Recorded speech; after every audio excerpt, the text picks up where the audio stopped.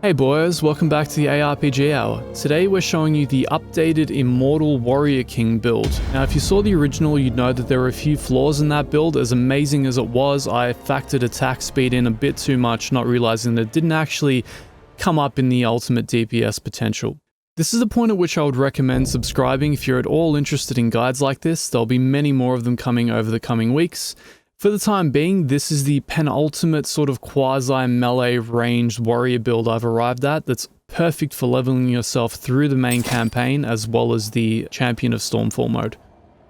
I've tried a few variants of this thus far. I was trying out one that involved essentially being a projectile based build, so Bleeding Edge was cast on cursor, Flight of Gavany was flown around everywhere, and while it was very powerful and very fun, it was a little bit slower than I would normally like. So what we'll do is reset passives and get stuck into it together. So no matter what build you make, you start here in the soldier tree, pick up all the crit stuff, all the goodies, into the assassin tree, all the good stuff there. And because our build is so predicated upon needing a high rage pool, we're going to go straight down and grab all that rage cost reduction. And grab ourselves some more rage cost reduction up here. We're going to get 150 max willpower and rage. Our pool is pivotal in this build. We're going to grab some extra ferocity for the crit chance and the DPS.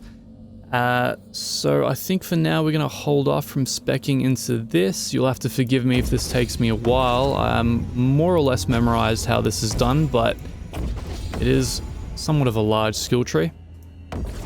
Now we're going to avoid global life leech this time. I would strongly recommend picking it up yourself unless you have Seven Sisters Pact, which gives you a flat 2% global life leech, which I'm using at the moment.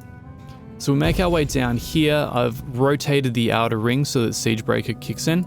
We've got Siegebreaker, 25% physical damage twice, which is very, very, very cool. We're going to pick up some extra physical damage, a bit of all res, and then the crit hit damage and the max health pool here. It seems like a very, very useful thing for us to pick up. Alright, so that's that. We're going to avoid Salvatore Anchor for now. I would strongly recommend looking into it, especially if you have a heavy chest piece. It basically multiplies your all resistance score, I believe. Yeah.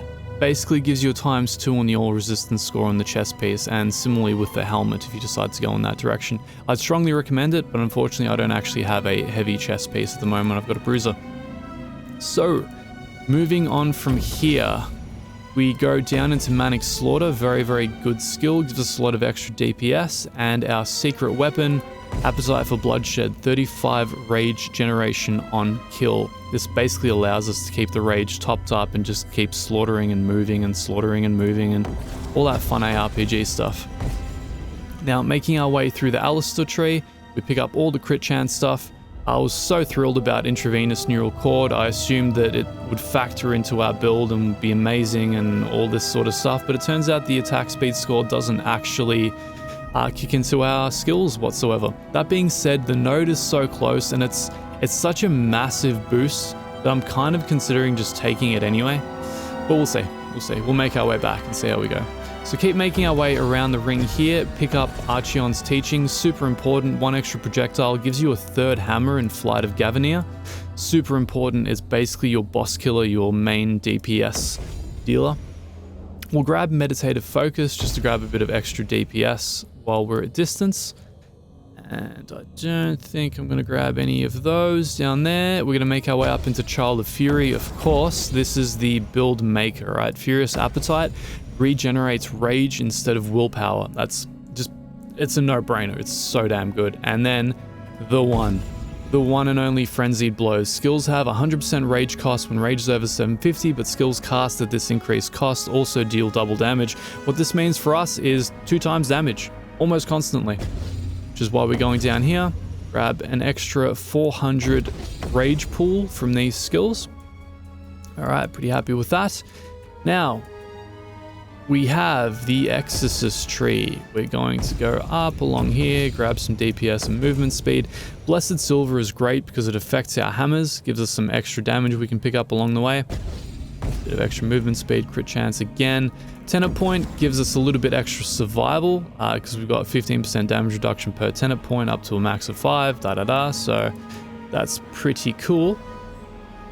Now, before I forget, I need to make my way down. And at this point, it seems to be up to personal preference. I feel like I may be missing something pivotal, and I'm kind of scared that I am.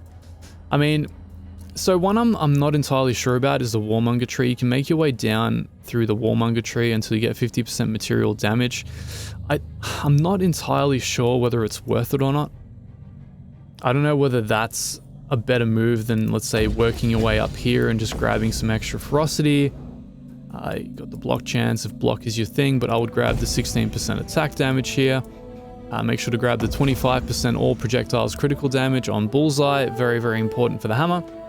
And we can grab a flat 16% all projectiles if we want, or pretty much anything else, really. Let's see if there's something else we can do. All right, we'll do Bestial Frenzy, 4% damage for each nearby enemy within 4 meters range. This should be us done. Now, I need to switch Bleeding Edge to not cast at the cursor anymore, because as fun as that was, I just didn't find it quite as inspiring.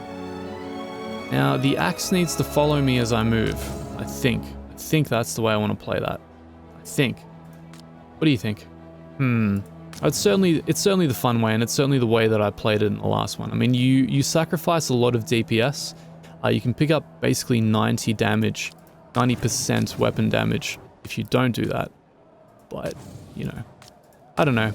It's basically a trash clearer for us. We've got Flight of Gavinier for all the good stuff. So instead of waffling on and showing you all the skills and all my items, let's actually just instantiate an expedition, level 100, 29 levels higher than us, and we'll see how it all feels. Hey, trusty crab. All right, let's do this. Okay, no enemies so far, that's cool. So, Flight of Gavinier. So to those that are just joining us now, you may realize that Flight of Gavinier crits all the time. That is no accident. I mean, it may be an accident from the dev's point of view, but it's certainly not an accident from my point of view. It's... Alright, so this is more the kind of clearance speed I am used to at this point. I can't do that. Problem being the rage cost is a bit significant for us. Losing a bit more than I'd like. Alright, so back to Flight of Gavinier. So what's going on here is... They stop attacking us for a second. So we've got... Basically what the build breaker is Standing Boulder. Increases crit chance based on block chance. If you remove this, your crit chance goes down to 60. If you turn it on, it goes up to 100%. 100%. So any block chance that you have essentially seems to multiply your crit chance into 100, which means you crit all the time with this skill. It's insane. So launch 2 hammers instead of 1, massive DPS boost, flat DPS boost. That one's not so important. Tectonic is very important. So what it allows you to do is stop the hammers in place when you hit the button again. Basically creates an AoE DOT area, 3 hammers at the same time, all just melting bosses, completely annihilating them. And of course crit damage, which is just flat damage for us. So in the last video you guys asked me to run through the skills in a little bit more detail, which I intend to do. I just don't like to waffle on for too long without any action on the screen. So I know this stuff can get very dry when you're looking at spreadsheets and whatever else. We'll just try and make it a little bit more exciting as we move around. So basically modus operandi here is just cast Bleeding Edge, jump into the fray. You can use, what's it called, Sovereign Shout to get your rage generation up and going. And then just fly around and have fun. Not right now. You don't even need to use a hammer half the time. But if you do want to use a hammer, you can basically annihilate guys like that in no time. So I did try a build that was cooldown reduction based, but I just could not get the hammer anywhere that was viable for constant use. It has to be a one-off sort of thing. Man, what a one-off, right?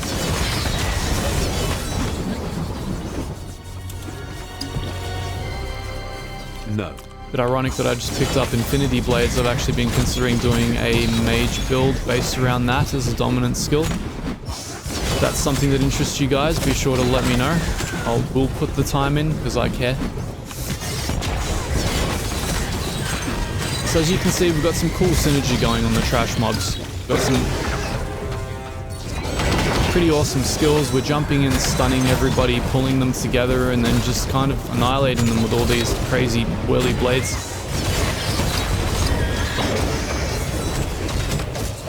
The DPS definitely suffers on Bleeding Edge when you play with it like I do. If you have it following you around, it's not going to have the same, I suppose, end potential as it would otherwise. But I find it a lot more fun for clearing the trash, and that's basically what Bleeding Edge is for me. It's just some additional DPS. It's not the main damage dealer when it comes to very strong enemies. Appears to be some lag coming in from the server there. Not too bad. Just want to pick up the rest of these trash mobs and spawn the boss. So once again, all of this is found gear. Like, nothing is crazy min-maxed. It's not a twinked character or anything like that.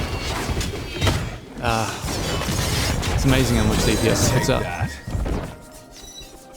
So the gear is all completely found. I started this in the campaign in solo by myself. Nobody gifted me any of this gear. None of it was just fast-tracked or anything. So this is an idyllic build for you to use to actually get yourself through the campaign and then through the subsequent Champion of Stormfall mode.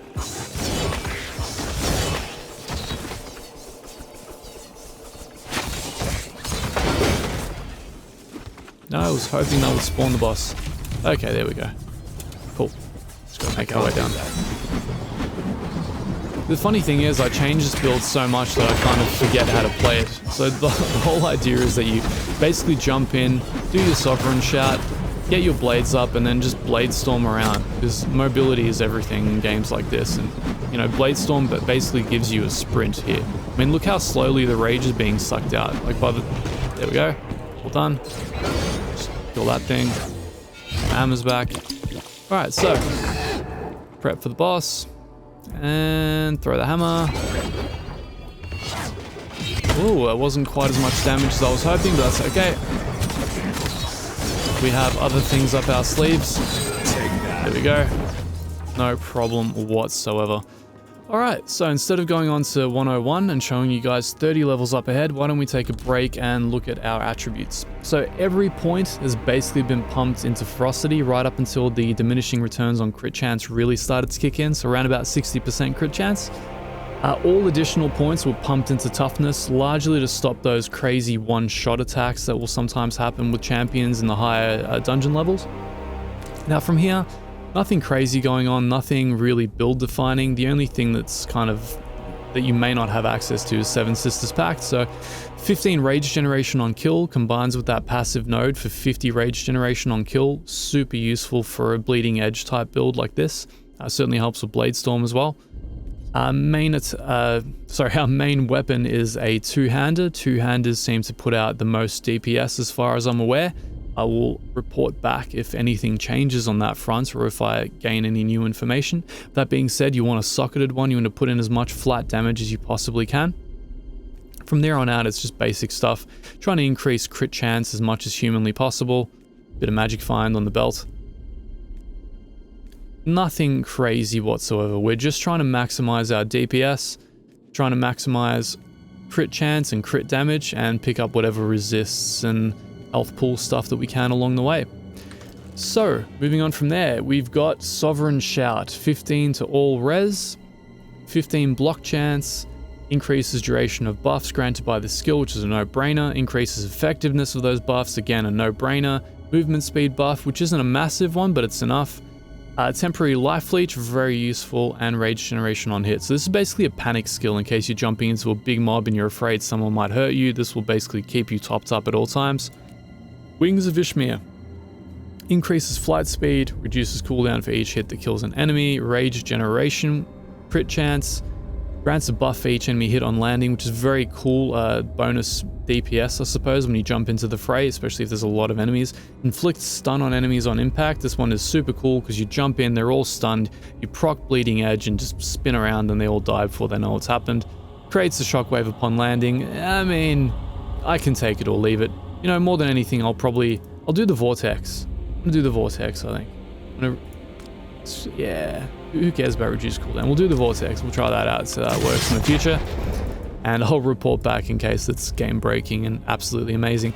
Blade Storm, it's kind of unimportant. Increased damage, increased attack speed.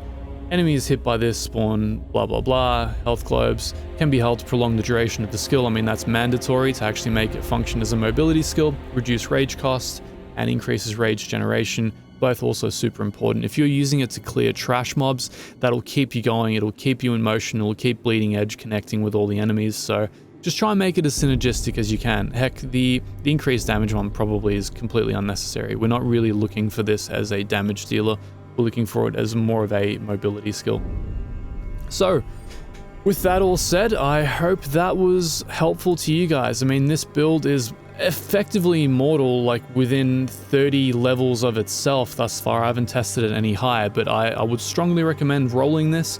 If you're struggling in the campaign, if you're struggling in Champion of Stormfall, you can do this without very much gearing whatsoever. So strongly recommend Flight of Gavanir, Bleeding Edge, very strong skills, amazing.